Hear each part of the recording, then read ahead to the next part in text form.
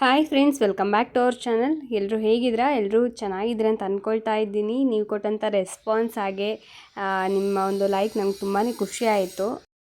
ನಾವು ಮಾಡಿದಂಥ home tour ವಿಡಿಯೋಗೆ ನೀವು ತುಂಬಾ ಚೆನ್ನಾಗಿ ರೆಸ್ಪಾನ್ಸ್ನ ಮಾಡಿದ್ರಿ.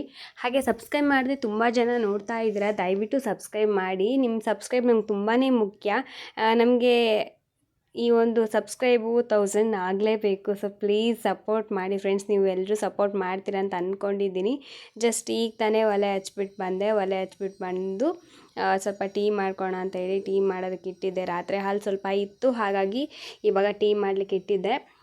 ಯಾಕೋ ಬೆಳಗ್ಗೆನೂ ಕೂಡ ತಲೆ ನೋಯ್ತಾ ಇತ್ತು. ಹಾಗಾಗಿ ಸರಿ ಇನ್ನೇನು ಸ್ವಲ್ಪ ಟೀ ಕುಡಿದ್ಬಿಟ್ಟು ಆಮೇಲೆ ಕೆಲಸ ಮಾಡಿದ್ರಾಯ್ತು ಅಂತ ಹೇಳಿ ಇವಾಗ ಟೀ ಮಾಡಲಿಕ್ಕೆ ಇಟ್ಟಿದ್ದೀನಿ. ಇವತ್ತು ಬೆಳಗ್ಗೆನೇ ಎಲ್ಲ ಕೆಲಸ ಮಾಡಿ ಮುಗಿಸ್ಕೊಂಬೇಡ ಅಂತ ಅಂದ್ಕೊಂಡೆ. ಏನಂದರೆ ಅಡುಗೆ ಕೆಲಸ, ಟಿಫನ್ನು ಪ್ರತಿಯೊಂದು ಕೂಡ ಒಂದು 10-11 ಗಂಟೆನಷ್ಟರಲ್ಲಿ ಎಲ್ಲ ಕೆಲಸ ಮಾಡಿ ಮುಗಿಸ್ಬೇಡ. ನೆಕ್ಸ್ಟು ಸ್ವಲ್ಪ ರೆಸ್ಟ್ ಮಾಡೋಣ ಅಂತ ಅಂದ್ಕೊಂಡಿದ್ದೀನಿ. ನೋಡೋಣ ಇವತ್ತು ಹೇಗೆ ಆಗುತ್ತೋ ಗೊತ್ತಿಲ್ಲ, ರೂಟು ಹೆಂಗೆ ಹೋಗುತ್ತೋ ಅಂತಂದು. ಹಾಗೆ ಫ್ರೆಂಡ್ಸ್, ಹೊಸದಾಗಿ ಯಾರಾದರೂ ಚಾನಲ್ನ ನೋಡ್ತಾ ಇದ್ದರೆ ದಯವಿಟ್ಟು ಸಬ್ಸ್ಕ್ರೈಬ್ ಮಾಡಿ. ಹಾಗೆ ನಿಮಗೆ ಈ ವಿಡಿಯೋ ಇಷ್ಟ ಆದರೆ ಒಂದು ಲೈಕ್ ಮಾಡೋದನ್ನು ಮರಿಬೇಡಿ. ಇವಾಗ ಮಕ್ಕಳಿಗೆ ಚಪಾತಿ ಟಿಫನ್ ಕೊಡೋಣ ಮತ್ತು ಲಂಚ್ ಬಾಕ್ಸ್ಗೂ ಚಪಾತಿ ಮಾಡೋಣ ಅಂತ ಹೇಳಿ ಚಪಾತಿ ಹಿಟ್ಟನ್ನು ಕಲಿಸ್ತಾ ಇದ್ದೀನಿ.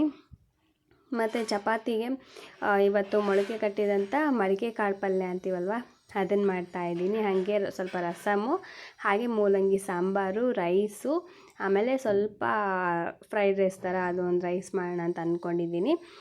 ಇಷ್ಟು ಐಟಮ್ಸು ಇವಾಗ ಬೆಳಗ್ಗೆನೇ ಆಗಬೇಕು. ನಮ್ಮ ಮನೆಯವರು ಈಗ ಚಪಾತಿ ತಿಂತಾ ಇಲ್ಲ, ಯಾಕಂದರೆ ಅವ್ರಿಗೆ ಸ್ವಲ್ಪ ಹೆಲ್ತಿಗೆ ಪ್ರಾಬ್ಲಮ್ ಆಗಿತ್ತು. ಹಾಗಾಗಿ ಒಂದು 4-5 ದಿನ ತಿನ್ನೋ ಹಾಗಿಲ್ಲ ಚಪಾತಿ ರೊಟ್ಟಿ ಅಂತಂದು ಡಾಕ್ಟರ್ ಹೇಳಿದ್ದಾರೆ. ಅದಕ್ಕೋಸ್ಕರ ಅವರಿಗೆ ಒಂದು ಸ್ವಲ್ಪ ರೈಸ್ ಬಾತು ಇಲ್ಲಾಂದರೆ ಫ್ರೈಡ್ ರೈಸ್ ಥರ ಮಾಡಿಕೊಡ್ತಾ ಇದ್ದೀನಿ. ಯಾವುದು ಹೊರಗಡೆ ಅಂಥದ್ದಲ್ಲ, ಮನೆಯಲ್ಲೇ ಎಲ್ಲ ಐಟಮ್ಸ್ ಎಲ್ಲ ಹಾಕ್ಬಿಟ್ಟು ಮಾಡೋವಂಥದ್ದು. ಇವಾಗ ಫಸ್ಟು ಚಪಾತಿ ಹಿಟ್ಟನ್ನು ನಾದಿಟ್ಬಿಟ್ರೆ ಅದೇ ಚೆನ್ನಾಗಿ ನೆಂದ್ಕೊಂಡ್ಬಿಡುತ್ತೆ. ನನಗೆ ಇವಾಗ ಏನು ಸಾಂಬಾರು ಪಲ್ಯ ಅದೆಲ್ಲ ಮಾಡಿ ಮುಗಿಸೋಷ್ಟರಲ್ಲಿ ಚಪಾತಿ ಹಿಟ್ಟು ಚೆನ್ನಾಗಿ ನೆಂದ್ಕೊಂಡ್ಬಿಟ್ರೆ ಸಾಫ್ಟಾಗಿರುತ್ತೆ. ನಾವು ಮಧ್ಯಾಹ್ನ ಊಟ ಮಾಡಿದ್ರು ಕೂಡ ಅದು ಹಾಗೆ ಸಾಫ್ಟಾಗಿರುತ್ತೆ. ಅದಕ್ಕೋಸ್ಕರನೇ ನಾನು ಇವಾಗ ಫಸ್ಟು ಚಪಾತಿ ಹಿಟ್ಟನ್ನು ನಾದಿ ಇಡ್ತಾಯಿದ್ದೀನಿ. ಅದೊಂದು ತಾಸು ಇಲ್ಲ 2 ತಾಸು ಬಿಟ್ವಿ ಅಂದರೆ ತುಂಬಾ ಸಾಫ್ಟಾಗಿ ತುಂಬ ಚೆನ್ನಾಗಾಗುತ್ತೆ.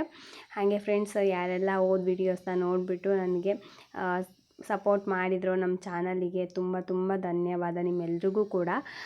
ವಿಡಿಯೋ ಇನ್ನೂ ನೀವು ನೋಡಿಲ್ಲ ಅಂತಂದರೆ ದಯವಿಟ್ಟು ನೋಡಿ ನಮ್ಮ ಹೋಮ್ ಟೂರ್ ವಿಡಿಯೋನ. ನಿಮ್ಗೆಲ್ರಿಗೂ ಇಷ್ಟ ಆಗುತ್ತೆ ಅಂತ ಅಂದ್ಕೊಂಡಿದ್ದೀನಿ. ನಮ್ಮದು ಇರೋವಂಥದ್ದು ಪುಟ್ಟ ಮನೆ.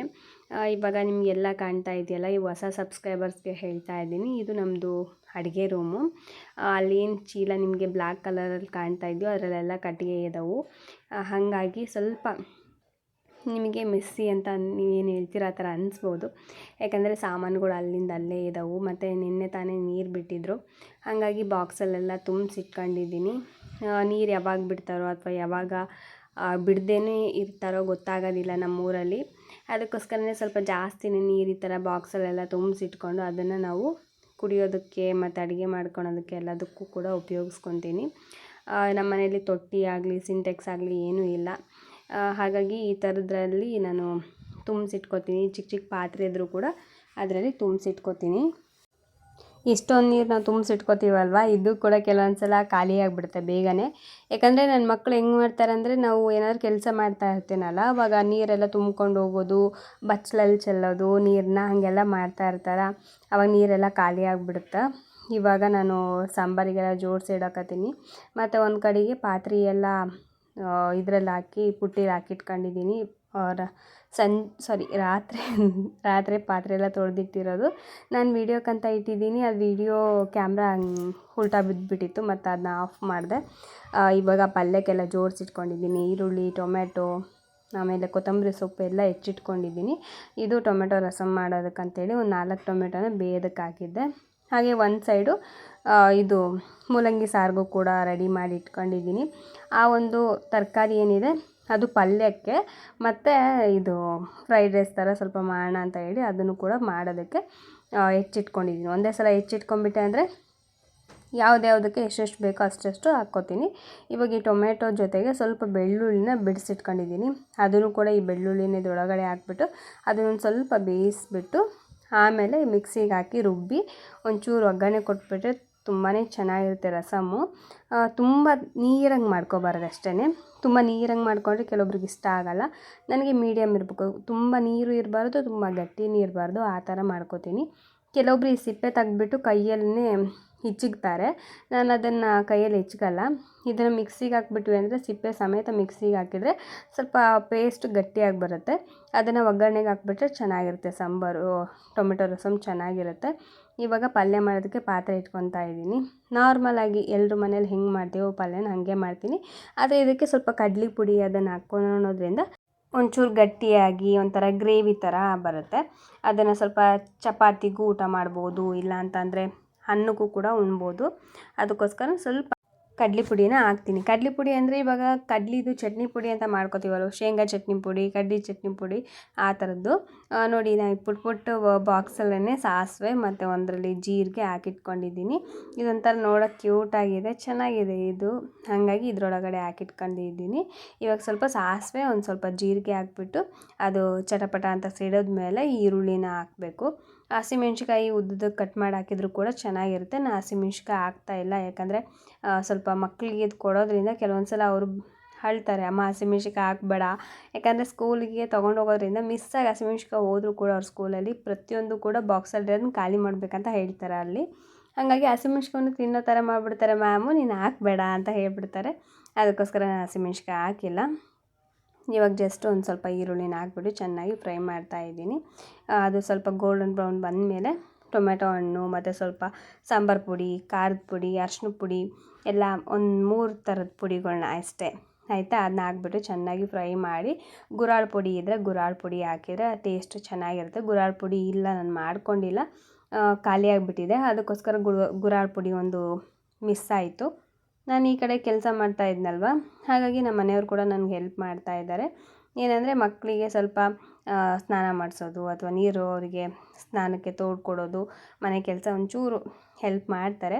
ಯಾವಾಗಲೂ ಮಾಡ್ತಾರೆ ಅಂತಂದಲ್ಲ, ಯಾವಾಗಲಾದರೂ ಒಂದು ಸಲ. ಅಂದರೆ ಇವಾಗ ನಾನು ಈ ಕಡೆ ಕೆಲಸ ಮಾಡ್ತಾಯಿದ್ದೀನಿ, ಈ ಕಡೆ ಟೈಮ್ ಆಗಿಬಿಟ್ಟಿದೆ ಮಕ್ಕಳಿಗೆ ಸ್ಕೂಲಿಗೆ ಹೋಗೋದಕ್ಕೆ ಅನ್ನೋ ಟೈಮಲ್ಲಿ ನಮ್ಮ ಮನೆಯವರು ಈ ಥರ ಹೆಲ್ಪ್ ಮಾಡ್ತಾರೆ. ಯಾಕಂದರೆ ಆ ಕಡೆಯೂ ಕೆಲಸ ಮಾಡ್ಕೊಂಡು ಈ ಕಡೆಯೂ ಮಕ್ಕಳು ನೋಡ್ಕೊಂಡು ಸ್ವಲ್ಪ ಗಡಿಬಿಡಿ ಆಗಿಬಿಡುತ್ತೆ ಅಂತ ಅವ್ರಿಗೆ ಗೊತ್ತಾಗುತ್ತೆ. ಆವಾಗ ಇಲ್ಲ ನಾನು ಮಕ್ಕಳನ್ನ ನೋಡ್ಕೋತೀನಿ, ನಿನ್ನ ಪಾಡಿಗೆ ನೀನು ಅಡುಗೆ ಮಾಡಂತ ಹೇಳ್ತಾರೆ. ನಾನು ಅದಕ್ಕೆ ಇಲ್ಲಿ ನನ್ನ ಪಾಡಿಗೆ ನಾನು ಅಡುಗೆ ಮಾಡ್ತಾಯಿದ್ದೀನಿ. ನಮ್ಮ ಮನೆಯವರು ಮಕ್ಕಳಿಗೆ ನೀರನ್ನು ಬಕೆಟಲ್ಲಿ ಹಾಕಿ ಕೊಡ್ತಾ ಇದ್ದಾರೆ ಸ್ನಾನಕ್ಕೆ. ನನ್ನ ಮಗ ಅವನ ಪಾಡಿಗೆ ಅವ್ನು ಸ್ನಾನ ಮಾಡ್ಕೋತಾನೆ, ಬ್ರಷ್ ಮಾಡಿ ಸ್ನಾನ ಮಾಡ್ಕೊಳೋದೆಲ್ಲ ಮಾಡ್ಕೊತಾನೆ. ಅವನು ಈಗ 4ನೇ ಕ್ಲಾಸು. ನನ್ನ ಮಗಳು 1ನೇ ಕ್ಲಾಸು. ಅವಳು ಏನಂದರೆ ಕೆಲವೊಂದು ಸಲ ನಾವೇ ಮಾಡಿಸ್ಬೇಕು. ಅವಳು ಹಠ ಹಿಡಿದು ನಾನೇ ಮಾಡ್ತೀನಿ ಅಂತ ಹೋಗ್ತಾಳೆ, ಬಟ್ ಅವಳು ನೀಟಾಗಿ ಮಾಡೋದು ಇನ್ನೂ ಕೂಡ ಬರಲ್ಲ. ಹಾಗಾಗಿ ಯಾರಾದರೂ ಒಬ್ಬರು ಸ್ನಾನ ಮಾಡಿಸ್ಬೇಕು. ನಾನಾದರೂ ಮಾಡಿಸ್ತೀನಿ, ಇಲ್ಲ ನಮ್ಮ ಮನೆಯವರಾದರೂ ಮಾಡಿಸ್ತಾರೆ. ಹಾಗಾಗಿ ಇವಾಗ ನಮ್ಮ ಮನೆಯವರೇ ಅವರಿಗೆ ಸ್ನಾನ ಮಾಡಿಸೋದಕ್ಕಂತೇಳಿ ನೀರನ್ನು ಬಕೆಟಿಗೆ ಹಾಕ್ತಾಯಿದ್ದಾರೆ. ನೀರು ಕೂಡ ಚೆನ್ನಾಗಿ ಕಾದಿದ್ದವು, ಇಬ್ರಿಗೂ ಕೂಡ ಆಗುತ್ತೆ ಇವಾಗ. ಫಸ್ಟು ಅವಳಿಗೆ ಸ್ನಾನ ಮಾಡಿಸ್ಬಿಟ್ಟು ಆಮೇಲೆ ಅಜಯ್ಗೆ ನೀರು ತೋಡ್ಕೊಟ್ಬಿಟ್ರೆ ಅವನ ಪಾಡಿಗೆ ಅವ್ನು ಸ್ನಾನ ಮಾಡ್ಕೊಂಡ್ಬಂದು ದೇವ್ರ ಪೂಜೆ ಮಾಡೋದಿದ್ರೆ ಮಾಡ್ಕೊತಾನೆ, ಇಲ್ಲಾಂದರೆ ಟಿಫನ್ ಮಾಡಿಕೊಂಡು ಅವ್ನ ಪಾಡಿಗೆ ಅವ್ನು ರೆಡಿ ಆಗ್ತಾನೆ. ಮೊದಲೆಲ್ಲ ಅವನಿಗೆ ಪ್ರತಿಯೊಂದು ಕೂಡ ನಾನೇ ಮಾಡಬೇಕಿತ್ತು. ಇವಾಗ ಅವನೇ ಸ್ವಲ್ಪ ಎಲ್ಲ ತಿಳುವಳಿಕೆ ಬರುತ್ತೆ, ಏನೇನು ಕೆಲಸ ಮಾಡ್ಕೋಬೇಕು ಅನ್ನೋದು ಕೂಡ ಗೊತ್ತಾಗುತ್ತೆ. ಹಾಗಾಗಿ ನನ್ನನ್ನು ಕಾಯಲ್ಲ. ಇವಾಗ ನಮ್ಮ ಮನೆಯವ್ರು ನೋಡಿ ಹೆಂಗೆ ಹೆಲ್ಪ್ ಮಾಡ್ತಾರೆ ನನಗೆ ಅನ್ನೋದನ್ನು.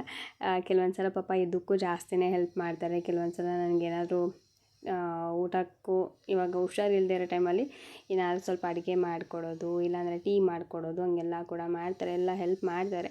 ಏನಂದರೆ ಗಂಡು ಮಕ್ಕಳಿಗೆ ಕೆಲವೊಂದು ಸಲ ಅರ್ಥ ಆಗುತ್ತೆ, ಹೆಂಡ್ತಿರು ಅವ್ರ ಪಾಪ ಈ ಕಡೆನೂ ಮಾಡ್ಕೊಂಡು ಕೆಲಸ ಆ ಕಡೆನೂ ಮಾಡ್ಬೇಕಂದ್ರೆ ಸ್ವಲ್ಪ ಕಷ್ಟ ಆಗುತ್ತೆ ಅನ್ನೋದು ಅವ್ರಿಗೂ ಕೂಡ ಅರಿವಾಗುತ್ತೆ. ಆ ಟೈಮಲ್ಲಿ ಅವ್ರ ಪಾಡಿಗೆ ಅವರೇ ನಾವು ಹೇಳ್ತಾ ಇದ್ರು ಕೂಡ ಹೆಲ್ಪ್ ಮಾಡ್ತಾರೆ. ಹಾಗೇನೆ ಇವತ್ತು ನಾನು ಹೇಳ್ತಾ ಇದ್ರು ಕೂಡ ನಮ್ಮ ಮನೆಯವ್ರು ಹೆಲ್ಪ್ ಮಾಡ್ತಾಯಿದ್ರು. ಅವ್ರು ನೋಡ್ತಾ ಇರ್ತಾರಲ್ವ, ನಾನು ಬೆಳಗ್ಗೆ ಬೇಗ ಎದ್ದೇಳೋದು ಮತ್ತು ಎಲ್ಲ ಕೆಲಸ ಮಾಡ್ಕೊಳೋದು. ಕೆಲವೊಂದು ಸಲ ನಾನು ಕೂಡ ಸುಸ್ತು ಅಂತ ಹೇಳ್ಬಿಟ್ಟು ಕುತ್ಕೊಂಡ್ಬಿಡ್ತೀನಿ. ಹಾಗಾಗಿ ಅವರು ಮತ್ತೆ ಸುಸ್ತು ಅಂತ ಹೇಳಿ ಕುತ್ಕೊಂಡ್ಬಿಡ್ತಾಳೆ ನನ್ನ ಹೆಂಡ್ತಿ ಅನ್ನೋದೊಂದು ಇದಕ್ಕೆ ಅವರು ಪಾಪ ಹೆಲ್ಪ್ ಮಾಡ್ತಾರೆ ಎಲ್ಲದನ್ನು ಕೂಡ. ನಾನು ಜಸ್ಟ್ ಹಂಗೆ ಟ್ರೈಪೋಡು ಇಟ್ಟೆ, ಯಾಕಂದರೆ ಅದು ಕೂಡ ನಿಮಗೆ ಗೊತ್ತಾಗಲಿ ಅನ್ನೋ ಕಾರಣಕ್ಕೆ. ಕೆಲವೊಬ್ರು ಏನಂದರೆ ಇದಕ್ಕೂ ಕೂಡ ಕೆಲವೊಬ್ಬರು ಹಂಗಿಸ್ತಾರೆ, ಗಂಡು ಮಕ್ಕಳು ಇದೆಲ್ಲ ಕೆಲಸ ಮಾಡಬೇಕಾ ಅಂತಂದು. ಪ್ರತಿ ಸಲ ಮಾಡಿ ಅಂತ ಯಾವ ಹೆಣ್ಮಕ್ಳು ಕೂಡ ಕೇಳಲ್ಲ, ಪ್ರತಿದಿನ ಮಾಡಿ ಅಂತಲೂ ಕೂಡ ಕೇಳಲ್ಲ. ಯಾರೋ ಒಬ್ರು ಆ ಥರ ಇರ್ತಾರೆ, ಎಲ್ಲ ಕೆಲಸನೂ ಮಾಡಿ ನೀವು, ನಾನು ಈ ಕೆಲಸ ಮಾಡೋದು ನೀವು ಈ ಕೆಲಸ ಮಾಡಿ ಅನ್ನೋದು ಒಬ್ಬರು ಇರ್ತಾರೆ. ಬಟ್ ಎಲ್ಲ ಹೆಣ್ಮಕ್ಳು ಕೂಡ ಹಾಗೆ ಇರಲ್ಲ.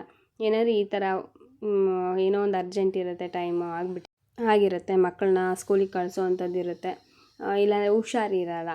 ಇಂಥ ಟೈಮಲ್ಲಿ ಗಂಡು ಮಕ್ಕಳು ಅಥವಾ ಗಂಡಂದರು ಅರ್ಥ ಮಾಡಿಕೊಂಡು ಮನೇಲಿ ಒಂದು ಸ್ವಲ್ಪ ಈ ಥರ ಹೆಲ್ಪ್ ಮಾಡಿದರೆ ಎಷ್ಟೊಂದು ಖುಷಿ ಆಗುತ್ತೆ ಗೊತ್ತಾ. ಹೆಂಡ್ತಿಗೆ ಅಷ್ಟೇ ಅಲ್ಲ, ತಾಯಂದ್ರಿಗಾದರೂ ಅಷ್ಟೇ. ಗಂಡು ಮಕ್ಕಳು ಮನೇಲಿ ಹೆಣ್ಮಕ್ಳಿಲ್ಲ ಅಂದರೆ ಓಕೆ, ಹೆಣ್ಮಕ್ಳಿದ್ರು ಅಂದರೆ ಪಾಪ ಅವ್ರು ಹೆಲ್ಪ್ ಮಾಡ್ತಾರೆ. ಹೆಣ್ಮಕ್ಳಿಲ್ಲ ಅಂದ ಪಕ್ಷದಲ್ಲಿ ಗಂಡು ಮಕ್ಕಳಿದ್ರೂ ಸಹ ದಯವಿಟ್ಟು ಏನಾದರೂ ಚಿಕ್ಕ ಪುಟ್ಟ ಹೆಲ್ಪ್ನ ನಿಮ್ಮ ತಾಯಂದ್ರಿಗೆ ಮಾಡಿ. ಯಾಕಂದರೆ ಅವರು ಚಿಕ್ಕವರಿದ್ದಾಗಿಂದನೂ ಕೂಡ ನಿಮ್ಮನ್ನು ಸಾಕಿ ಸಲುವಿರ್ತಾರೆ. ಕೆಲವೊಂದು ಸಲ ಅವರಿಗೆ ಆಗ್ತಾ ಇರಲ್ಲ, ಹುಷಾರಿರಲ್ಲ, ಆದರೂ ಕೂಡ ಎದ್ದು ಮಾಡ್ತಾ ಇರ್ತಾರೆ. ಅಂಥ ಟೈಮಲ್ಲಿ ನೀವು ಅರ್ಥ ಮಾಡಿಕೊಂಡು ಅಮ್ಮನಿಗೆ ರೆಸ್ಟ್ ಕೊಟ್ಟು ಅಟ್ಲೀಸ್ಟ್ ನಿಮ್ಮ ಕೈಯಲ್ಲಿ ಏನಾಗುತ್ತೋ ಅದನ್ನು ಮಾಡಿ ಅಷ್ಟೇ ಹೇಳೋದು. ಪ್ರತಿದಿನ ಮಾಡಿ ಅಂತ ಯಾರೂ ಹೇಳಲ್ಲ, ಯಾವ ಹೆಣ್ಮಕ್ಳು ಕೂಡ ಹೇಳಲ್ಲ. ಕೆಲವೊಂದು ಟೈಮ್ನ ಅರ್ಥ ಮಾಡಿಕೊಂಡು ಇವಾಗ ನೀವು ಮಾಡಿದರೆ ಹೆಣ್ಮಕ್ಳಿಗೆ ತುಂಬ ಖುಷಿಯಾಗುತ್ತೆ. ಗಂಡಂದರು ಈ ಥರದ್ದು ಮಾಡಲೇಬೇಕಂತಂದು ಯಾವತ್ತೂ ಕೇಳಲ್ಲ. ಆದರೆ ಕೆಲವೊಂದು ಟೈಮ್ನ ಅರ್ಥ ಮಾಡ್ಕೊಂಡು ಮಾಡಿಬಿಟ್ರೆ ಹೆಂಡ್ತಿರಿಗೆ ಹೆಂಗೆ ಸಿಗುತ್ತೆ ಗೊತ್ತಾ, ಒಂದು ಸ್ವರ್ಗನೇ ಕೈಗೆ ಬಂದಂಗೆ ಆಗುತ್ತೆ. ಓಕೆ, ನನ್ನ ಗಂಡ ನನ್ನ ಅರ್ಥ ಮಾಡಿಕೊಂಡು ಇಷ್ಟು ಹೆಲ್ಪ್ ಮಾಡಿದ್ರಲ್ಲಪ್ಪ ಅನ್ನೋ ಒಂದು ಖುಷಿ ಸಿಗುತ್ತೆ ಗೊತ್ತಾ. ಅದು ನೀವೇನು ಕೊಡಿಸಿದ್ರು ಕೂಡ ಆ ಒಂದು ಖುಷಿಗೆ ಸಮ ಅಲ್ಲವೇ ಅಲ್ಲ. ಸೊ ನೀವು ಈ ಥರದ ಚಿಕ್ಕ ಪುಟ್ಟ ಒಂದು ಹೆಲ್ಪ್ ಮಾಡಿ ನೋಡಿ, ಹೆಂಡ್ತಿರು ಎಷ್ಟು ಖುಷಿ ಪಡ್ತಾರೆ ಅಂತ ಹೇಳಿ. ನಿಜವಾಗ್ಲೂ ನಾನು ನಿಜ ಈ ಥರ ಚಿಕ್ಕ ಪುಟ್ಟ ಹೆಲ್ಪ್ ನಮ್ಮ ಮನೆಯವ್ರು ಯಾವಾಗಲಾದರೂ ಒಂದೊಂದು ಟೈಮ್ ಮಾಡ್ತಾರಲ್ಲ, ನಂಗೆ ತುಂಬ ಖುಷಿ ಆಗುತ್ತೆ. ಅವ್ರೇನು ಕೊಡಿಸ್ದೇ ಇದ್ದರೂ ಕೂಡ ಇದ್ರ ಮುಂದೆ ನನಗೇನೂ ಅಲ್ಲ ಅಂತ ಅನಿಸುತ್ತೆ. ಅರ್ಥ ಮಾಡ್ಕೊಳ್ಳೋಂಥ ಗಂಡ ಬೇಕು, ಅರ್ಥ ಮಾಡ್ಕೊಳ್ಳೋಂಥ ಹೆಂಡ್ತಿ ಬೇಕು ಅನ್ನೋದು ಇದಕ್ಕೇ. ಸೊ ಇಬ್ಬರು ಹೊಂದಾಣಿಕೆಯಿಂದ ಒಬ್ರನ್ನೊಬ್ರು ಅರ್ಥ ಮಾಡಿಕೊಂಡು ಹೋದ್ರೇ ಜೀವನ. ಎರಡು ಕೈ ತಟ್ಟಿದ್ರೇ ಚಪ್ಪಾಳೆ ಅನ್ನೋ ಏನು ಹೇಳ್ತೀವೋ ಹಾಗೆಯೇ ಇಬ್ಬರು ಅರ್ಥ ಮಾಡಿಕೊಂಡು ಜೀವನ ನಡೆಸಿದ್ರೇ ಜೀವನ ನಡೆಯೋದು ಅಷ್ಟೇ, ಮತ್ತೇನಿಲ್ಲ. ಜೀವನ ನಡೆಯುತ್ತೆ, ಅರ್ಥ ಮಾಡಿಕೊಂಡ್ರು ಜೀವನ ನಡೆಯುತ್ತೆ. ಆದರೆ ಖುಷಿಯಿಂದ ಸಂಸಾರ ನಡೀತಾ ಇದೆ ಅಂದರೆ ಇಬ್ರಿಗೂ ಅರ್ಥ ಮಾಡ್ಕೊಳೋಂಥ ಮನಸ್ಸಿರಬೇಕು, ಅಂಡರ್ಸ್ಟ್ಯಾಂಡಿಂಗ್ ಇರಬೇಕು ಅಷ್ಟೇ. ಅಷ್ಟನ್ನು ಮಾತ್ರ ಹೇಳ್ತೀನಿ. ಮತ್ತು ತುಂಬ ಹೇಳಿದೆ ಅಂತ ಹೇಳಿ ಬೈಕೊಳಕ್ಕೆ ಹೋಗಬೇಡಿ. ಯಾಕಂದರೆ ನನಗೆ ಏನು ಅನಿಸ್ತಾ ಅದನ್ನು ಹೇಳ್ತಾ ಇದ್ದೀನಿ. ನಮಗೆ ಬಡತನ ಇದೆ ಆಯಿತಾ, ಬಡತನ ಇದೆ, ನಮಗೆ ಇರೋದಕ್ಕೆ ಒಳ್ಳೆ ಮನೆ ಇಲ್ಲ, ಇರೋದ್ರಲ್ಲೇ ನಾವು ಖುಷಿಯಾಗಿದ್ದೀವಿ. ಚಿಕ್ಕ ಮನೆ, ಪುಟ್ಟ ಸಂಸಾರ, ಎಷ್ಟು ನಮಗೆ ಸಂಸಾರಕ್ಕೆ ಬೇಕೋ ಅಷ್ಟು ನನ್ನ ಗಂಡ ದುಡಿತಾ ಇದ್ದಾರೆ. ಸೊ ಅದರಲ್ಲಿ ನಮ್ಗೆ ಖುಷಿಯಾಗಿದ್ದೀವಿ, ಅದು ನಮ್ಗೆ ಸಾಕು. ಎಲ್ಲರೂ ನೋಡಿಕೊಂಡು ನಾವು ಅವ್ರ ಥರ ಇರಬೇಕು ಇವ್ರ ಥರ ಇರಬೇಕಂದ್ರೆ ಆಗಲ್ಲ. ದೇವ್ರು ನಮ್ಗೇನು ಕೊಟ್ಟಿದ್ದಾನೋ ಅದರಲ್ಲೇ ನಾವು ಖುಷಿಯಾಗಿರೋದು ಬೆಟರ್. ಅದರಲ್ಲಿ ಈ ಥರ ಗಂಡಂದರು ನಮ್ಮನ್ನ ಅರ್ಥ ಮಾಡ್ಕೊಳ್ಳೋಂಥ ಗಂಡಂದರು ಸಿಕ್ಕಿದ್ರು ಅಂತಂದರೆ ನಿಮ್ಗೆ ಯಾವುದು ಬೇಡ. ಸೊ ಅದೇ ನನಗನ್ಸೋದು. ನನಗೆ ನನ್ನ ಅರ್ಥ ಮಾಡ್ಕೊಳ್ಳೋಂಥ ಗಂಡ, ಪರ್ಫೆಕ್ಟ್ ಗಂಡ ನನಗೆ, ನನ್ನನ್ನು ಅರ್ಥ ಮಾಡಿಕೊಂಡು ಸೊ ನನ್ನ ಜೊತೆ ಇರುವಂಥ ನನ್ನ ಗಂಡ ನಂಗೆ ತುಂಬ ಖುಷಿ ಇದೆ. ನನಗೆ ತುಂಬ ಹ್ಯಾಪಿಯಾಗಿದ್ದೀನಿ. ಈ ಪುಟ್ಟ ಮನೇಲಾದ್ರೂ, ಈ ಪುಟ್ಟ ಸಂಸಾರದಲ್ಲಾದ್ರೂ, ಬಡತನ ಇದ್ದರೂ ಕೂಡ ನಾನು ಹ್ಯಾಪಿಯಾಗಿರೋದಕ್ಕೆ ಇದೇ ಮೇನ್ ರೀಸನ್. ನನ್ನ ಗಂಡ ನನ್ನನ್ನು ಚೆನ್ನಾಗಿ ಅರ್ಥ ಮಾಡ್ಕೊಂಡಿದ್ದಾರೆ. ನನ್ನ ಪ್ರತಿಯೊಂದು ಮೂಮೆಂಟ್ನೂ ಕೂಡ ಅರ್ಥ ಮಾಡ್ಕೊತಾರೆ. ಸೊ ಅದು ನಂಗೆ ತುಂಬ ಖುಷಿ ಇದೆ. ಸೊ ಅಷ್ಟೇ. ಹಾಗೆ ಇವಾಗ ಮಕ್ಕಳಿಗೆ ಟಿಫನ್ ಹಾಕಿ ಕೊಡ್ತಾಯಿದ್ದೀನಿ. ನನ್ನ ಮಗಳು ಹೋಗ್ಬಿಟ್ಟು ಈಗ ಟಿಫನ್ ಮಾಡಿ ಅವಳ ಪಾಡಿಗೆ ಅವಳು ಟಿಫನ್ ತಿಂದುಬಿಟ್ಟು ರೆಡಿಯಾಗಿ ಇವಾಗ ಸ್ಕೂಲಿಗೆ ಹೋಗ್ತಾರೆ. ಬೇಗ ಚಪಾತಿನ ಬೇಯಿಸಿ ಹಾಟ್ ಬಾಕ್ಸಲ್ಲಿ ಹಾಕ್ಬಿಟ್ಟೆ ಅಂದರೆ ನನ್ನ ಒಂದು ಟಿಫನ್ ಕೆಲಸ ಏನಿದೆ ಅದೆಲ್ಲ ಮುಗೀತು. ಮಧ್ಯಾಹ್ನದ ಊಟನೂ ಕೂಡ ನಾನು ಆಲ್ರೆಡಿ ರೆಡಿ ಮಾಡಿಟ್ಟಿದ್ದೀನಿ. ಇವತ್ತು full happy and full free ಆಯಿತಾ. ಸೊ ಇಷ್ಟೇ ಫ್ರೆಂಡ್ಸ್ ಇವತ್ತಿನ ಒಂದು ವಿಡಿಯೋ. ನಿಮ್ಗೆ ಈ ವಿಡಿಯೋ ಇಷ್ಟ ಆದರೆ ಒಂದು ಲೈಕ್ ಮಾಡಿ, ಹಾಗೆ ಶೇರ್ ಮಾಡಿ, ಕಾಮೆಂಟ್ ಮಾಡಿ, ಹಾಗೆ ಸಬ್ಸ್ಕ್ರೈಬ್ ಮಾಡದೆ ನೋಡ್ತಾರೆ ಪ್ಲೀಸ್ ಸಬ್ಸ್ಕ್ರೈಬ್ ಮಾಡ್ಕೊಂಡು ನೋಡಿ. ತುಂಬ ಜನ ಏನು ಮಾಡ್ತಾಯಿದ್ರೆ ಅಂದರೆ ಸಬ್ಸ್ಕ್ರೈಬ್ ಮಾಡದೆ ನೋಡ್ತಾ ಇದ್ದಾರೆ. ದಯವಿಟ್ಟು ಸಬ್ಸ್ಕ್ರೈಬ್ ಮಾಡಿ. ನಿಮ್ಮ ಸಬ್ಸ್ಕ್ರೈಬ್ ನಮ್ಗೆ ತುಂಬಾ ಮುಖ್ಯ, ತುಂಬಾ ಇಂಪಾರ್ಟೆಂಟ್ ಇದೆ. ಯಾಕಂದರೆ ನಾನು ಇನ್ನೂ 1000 ಒಂದು ಸಬ್ಸ್ಕ್ರೈಬರ್ನ ಮುಟ್ಟಬೇಕು. ದಯವಿಟ್ಟು ಸಪೋರ್ಟ್ ಮಾಡಿ.